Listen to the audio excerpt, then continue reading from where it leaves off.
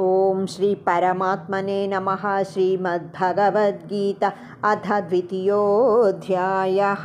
యదృచ్ఛయా చోపపన్నం స్వర్గద్వారమపావృతం సుఖినః క్షత్రియాః పార్థ లభంతే యుద్ధమీదృశం అధః చేత్త్వమిమం ధర్మ్యం సంగ్రామం న కరిష్యసి తతః స్వధర్మం కీర్తిం చ హిత్వా పాపమవాప్స్యసి.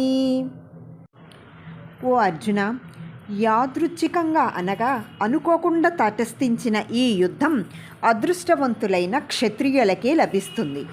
ఇది స్వర్గానికి తెరిచిన ద్వారం వంటిది. ఈ యుద్ధము నీకు ధర్మబద్ధము. ఒకవేళ నీవు దానిని చెయ్యకపోతే నీ స్వధర్మము నుండి పారిపోయిన వాడవు అవుతావు. దానివల్ల కీర్తిని పోగొట్టుకుంటావు. పైగా నీవు పాపం చేసిన వాడవు అవుతావు.